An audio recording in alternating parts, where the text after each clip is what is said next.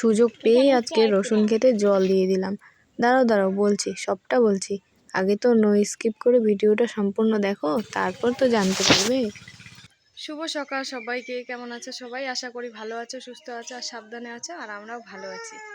ভালো তো আছি এমনিতেই, কিন্তু দেখো এই যে এটা কি হয়েছে, ফোড়া একদম এই জায়গাটা ফুলে গেছে, প্রচণ্ড ব্যথা,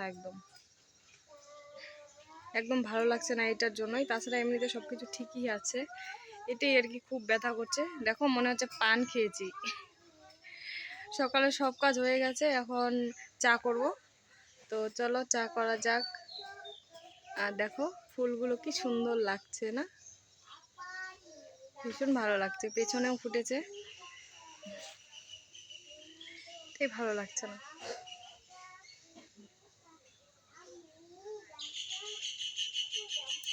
সত্যি এই সমস্ত ফোড়া টোড়া হওয়ার আর জায়গা পায় না। সমস্ত কিছুই একদম মুখের মধ্যেই হতে হবে আর আমাদের মধ্যেই হতে হবে। মানে আমার তো হয়েছেই, তারপর আবার ভাইয়েরও হয়েছে। সেই জন্য তো ভাই আজকে দোকানেও যায়নি, বাড়িতেই আছে। আর এগুলোর যে এত ব্যথা কি আর বলবো তোমাদের, মানে গাল তো ফুলে গেছে আর ওর পায়ে হয়েছে, ওর পা একদম ফুলে গেছে। তো যাই হোক, এগুলো হলেও তো কাজ করতেই হবে, সংসারে কাজ করতেই হবে, তাই না বলো? তো দেখো এখানে সকালবেলা চা করে নিচ্ছি। আর এই ঠান্ডার সিজনটা না, চা না খেলে সকালটা কেমন যেন মনে হয় শুরুই হতে চায় না। তো এখানে চা করে নিলাম, লাল চা।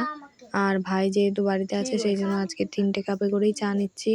আর অনুকে চা খেতে বারণ করি, কিন্তু ও না শুনতে চায় না।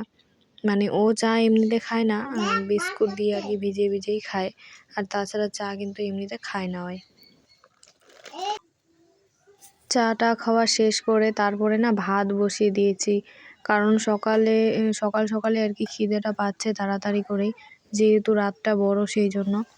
আর সকাল বলতে এখন তো 9টার মতন বেজেই গেছে, তাহলে এখন যদি রান্না না করি তাহলে আর কখন রান্না করব বলো?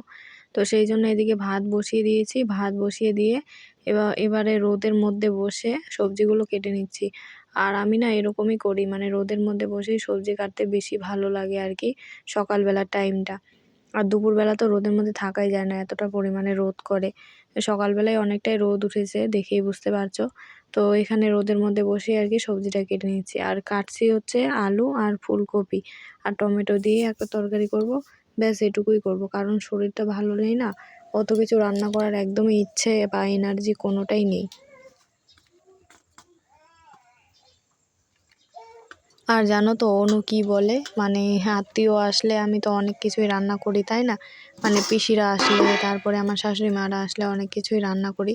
তো সেই জন্য না অনু বলে যে মা তুমি যখন লোক আসে তখন অত কিছু রান্না করো, আর এখন হচ্ছে রান্না করো না কেন বলো তো? এরকম করে না ও বলতে থাকে, জানো। তো ও তো বাচ্চা মানুষ, ওকে কে বোঝাবে যে প্রতিদিন অত রান্না আবার হবেই বা কী করে, তাই না? তো দেখো এখানে ভাতগুলো না হয়ে গেছে। তো সেই জন্য এখন ভাতগুলো নামিয়ে নেব। প্রথমে গ্যাসটা অন করেছি, মানে তরকারি বসানোর জন্য ওভেনটা অন করেছি, তারপর দেখি যে ভাতগুলোও হয়ে গেছে। তো সেই জন্য এখানে আগে ভাতগুলোর মার ঝরিয়ে নেব, আর তারপরেই আর কি তরকারিটা বসাবো। আর এদিকে গ্যাসটাও কিন্তু শেষ হয়ে এসছে প্রায়। শেষ হবে না এখনই, তবুও শেষ হয়ে এসছে বলা যেতে পারে, কারণ আজকে থেকে তো না প্রথম ভাইফোঁটার দিন থেকে গ্যাসটা চলছে, আর কতদিনই বা যাবে বলো? আমরা যেহেতু 2জন মানুষ, তো 2জন মানুষের রান্না হচ্ছে, সেই জন্যই কিন্তু এতদিন ধরে গ্যাসটা আছে।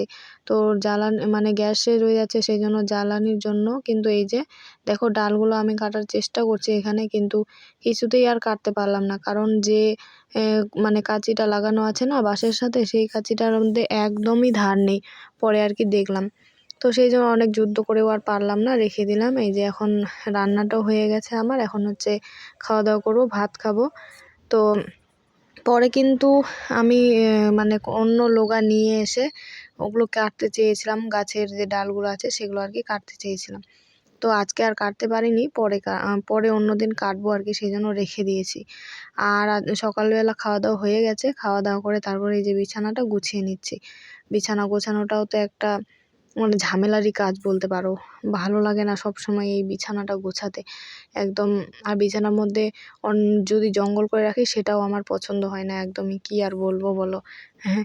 তো এখানে দেখো সমস্ত কিছু ঝেড়ে মুছে নিচ্ছি। আর বিছানার মধ্যে কত খেলনা আছে, তবুও কিন্তু আর পোষায় না, মানে তনুর পোষায় না আর কি।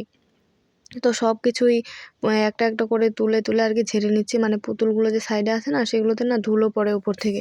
তো সব কিছুই কিন্তু আমি একটা একটা করে তুলে প্রত্যেকটা দিনই ঝেড়ে ঝেড়ে আর কি রেখে দিই, কারণ ছোটো বাচ্চা যেহেতু আছে মুখে টুকে দিলে ধুলো তো মুখে ঢুকে যাবে, তাই না? তো সেই জন্যই আর কি। আর এখানে দেখতে পাচ্ছ আমি গোবর আনতে গিয়েছিলাম, তো এক বালতি গোবর গিয়ে নিয়ে আসলাম। আর মানে রাস্তার ওখান থেকে গোবর নিয়ে আসলাম, তো দেখতে পেলে কিন্তু না গালও দেয়, জানো তো। মানে যাদের গরু তারাই নিয়ে যাবে আর কি, সেই জন্য। তো আজকে চুপি চুপি গিয়ে কিন্তু গোবরও নিয়ে আসলাম, কারণ এদিকে গ্যাসটা শেষ হয়ে যাচ্ছে, আর যদি গ্যাস শেষ হয়ে যায় তারপর কি করব বলো তো। সেই জন্য গোবর নিয়ে এসে মেলে দিলাম। আর এই যে দেখো এই খড়িগুলো কেটেছি, মানে এর আগেই কেটেছিলাম, তো আজকে শুধু আর কি মানে নিয়ে আসলাম, শুকিয়ে গেছে তো নিয়ে আসলাম। তারপরে একটা গাছও কাটলাম, শুকনা গাছ। তো তারপরে এই যে জল দিচ্ছি এখানে, মানে আমিও জল দিয়েছি, তো ক্যামেরাটা ধরার জন্য কেউ ছিল না তো এখানে, তো সেই জন্য আর কি আর ক্যামেরাটা মানে আমারগুলো তুলতে পারিনি। আর এটা হচ্ছে আলু ক্ষেতের মধ্যে জল দিচ্ছে আমার কাকিমারা, তো ওদের ওখান থেকে একটু জল চেয়ে নিয়ে, মানে সুযোগ বুঝে সুযোগ পেলাম আর কি, জল চেয়ে নিয়ে যে রসুন খেতে আর হচ্ছে শাকের মধ্যে দিচ্ছি। আর আলু ক্ষেতের মধ্যে কিন্তু আমাদের জল আছেই, জল আছে বলতে মাটিটা ভেজা আছেই, সেই জন্য আর কি দিতে হবে না। তাহলে চলো বন্ধুরা, আজকের ভিডিওটা এখানেই শেষ করছি। আর ভিডিওটা কেমন লাগলো অবশ্যই কিন্তু কমেন্টে জানাবে।